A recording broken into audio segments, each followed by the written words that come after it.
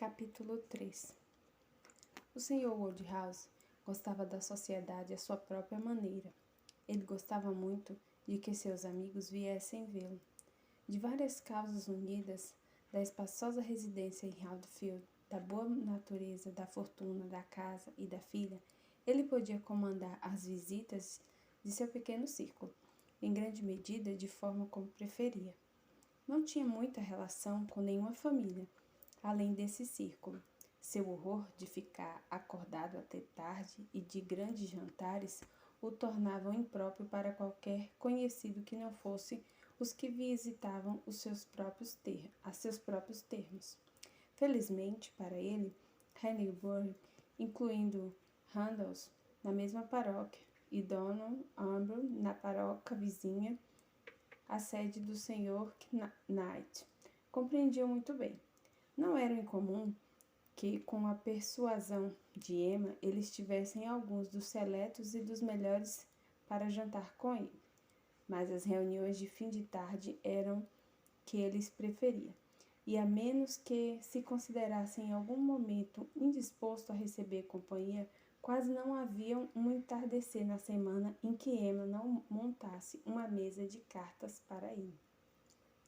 Uma consideração real e de longa data uniu os Weston e o Sr. Knight, já que o Sr. Elton, um jovem vivendo sozinho, embora não gostasse disso, não se corria perigo de desperdiçar o privilégio de trocar qualquer noite de solidão vazias pelas elegâncias e pela sociedade da sala de visitas do Sr. Woodhouse e pelos sorrisos de sua adorável filha. Depois desse, via um segundo conjunto de visitantes. Entre os mais frequentes estavam a senhora e a senhorita Bates, a senhora Gordon, três senhoras quase sempre a serviço de um convite de Haldfield, que eram buscadas e levadas para casa tantas vezes que o Sr. Woodhouse não considerava nenhuma dificuldade para James ou para os cavalos. Se houvesse ocorrido apenas uma vez por ano, teria sido um incômodo. A senhora Bates, viúva de um ex-vigário de Hangbury, era uma senhora muito idosa, que já não fazia questão de nada, exceto de chá e quadrilha. Ela morava com sua filha solteira, de modo muito modesto, e era considerada com toda a estima e respeito de que uma idosa, inofensiva e em circunstâncias tão desagradáveis poderia motivar. Sua filha gozava de um grau incomum de popularidade para uma mulher nem jovem, nem bonita, nem rica ou casada.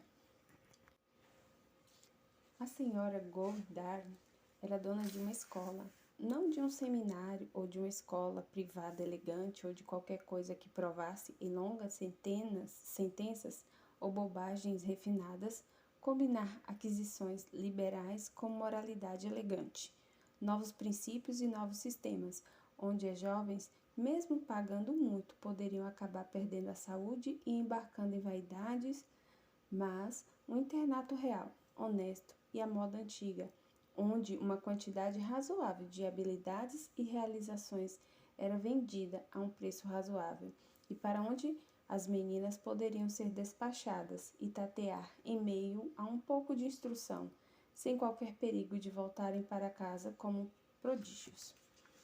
A escola da senhora Goldworth era de alta reputação, e muito merecidamente, pois Hangbury era considerado um local particularmente saudável.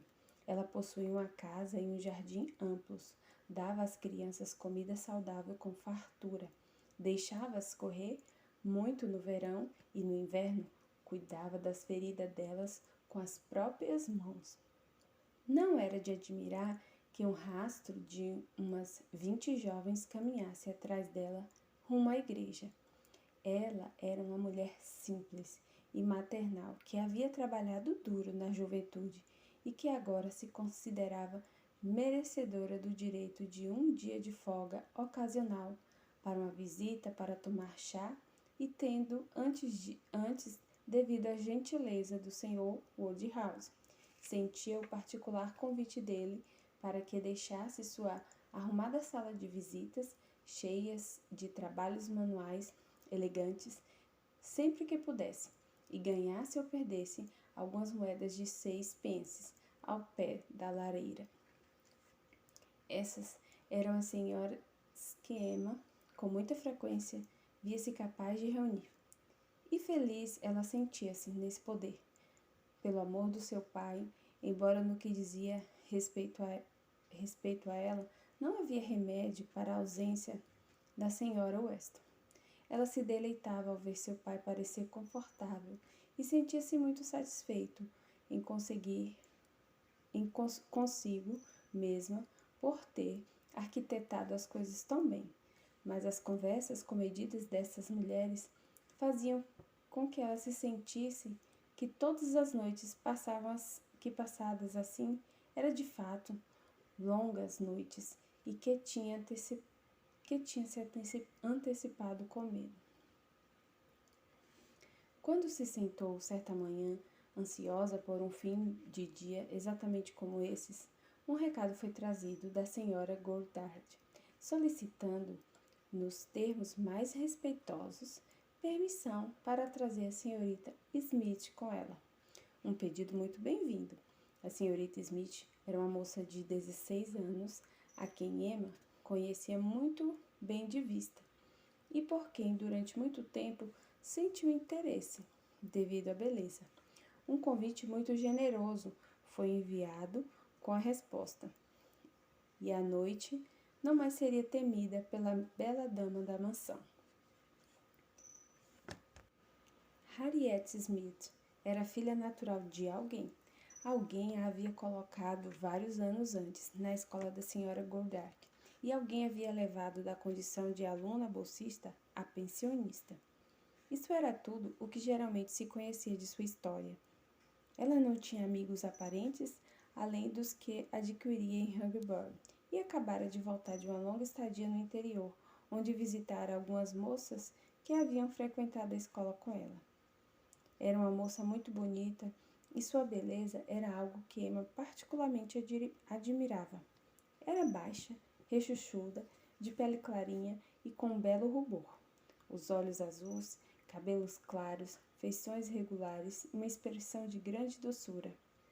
E antes do final da noite, Emma estava encantada, tanto pelos modos como por sua pessoa, e bastante determinada a aprofundar a amizade. Ela não percebeu nada de inteligência notável na conversa da senhorita Smith, mas a achava muito envolvente. Não inconvenientemente tímida ou indisposta a conversar, e ainda assim, tão longe de ser insistente, mostrando uma deferência tão decorosa e bela, parecendo tão agradavelmente grata por ter sido recebida em Hatfield e tão impressionada com a aparência de cada elemento de estilo muito superior aos que ela estava acostumada, que ela deveria ter bom senso e merecer encorajamento. Encorajamento devia ser dado. Aqueles suaves olhos azuis e toda aquela graça natural não deveriam ser desperdiçados na sociedade inferior de Highbury e suas conexões.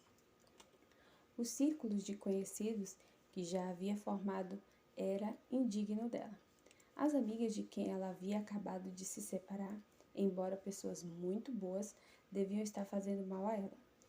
Eram uma família de nome March, que Emma conhecia bem, de caráter, alugando uma grande fazenda do Sr. Knight e residindo na paróquia dos Dormer. Muito crédula, ela sabia que o Sr. Knight pensava muito bem deles.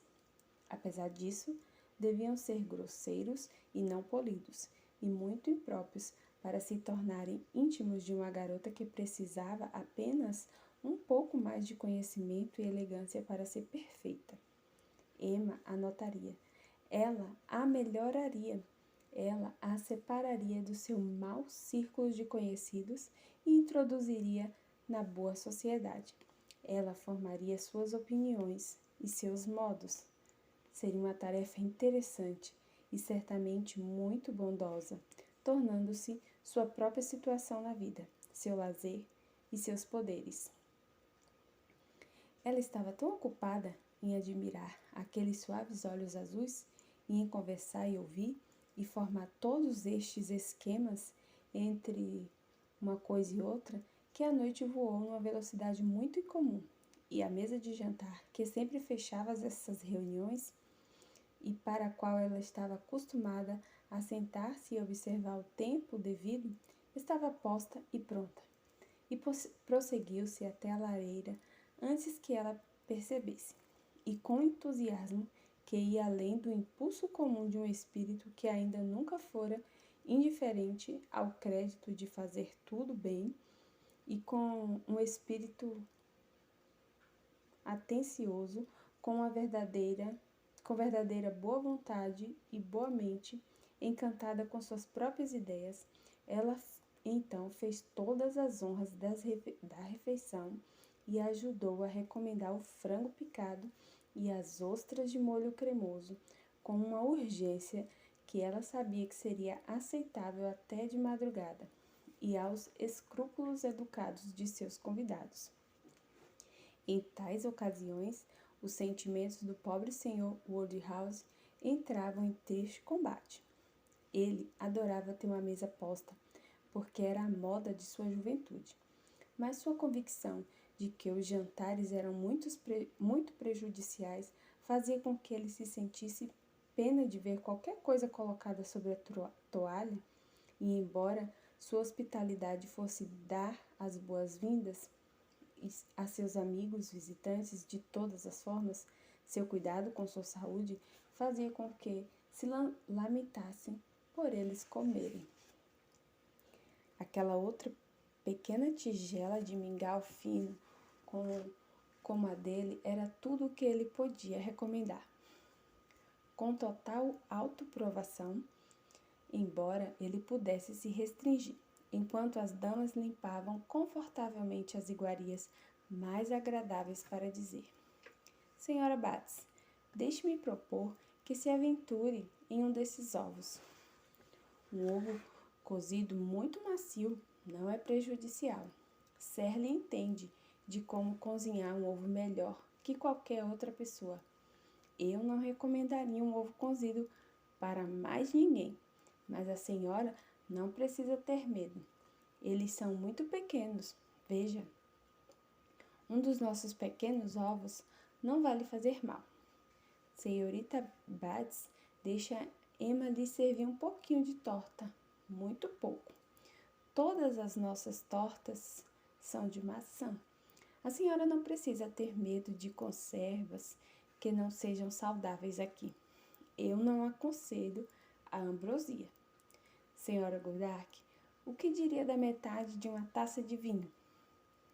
Uma pequena metade da taça, colocada em um copo de água. Não acho que possa lhe fazer mal. Emma permitia que o pai falasse, mas servia seus visitantes com proporções muito mais satisfatórias, e naquela noite teve um prazer especial de mandá-los embora feliz. A felicidade da senhorita Smith era bastante igual às suas intenções. A senhorita Woodhouse era uma personagem tão boa em Huckleberry que a perspectiva da apresentação lhe deram tanto pânico quanto prazer. Mas a menininha, humilde e agradecida, exaltou-se com sentimentos muito gratificantes, encantada com a afabilidade com que a senhorita Woodhouse a tratara a noite toda, e de fato trocou um aperto de mão com ela finalmente.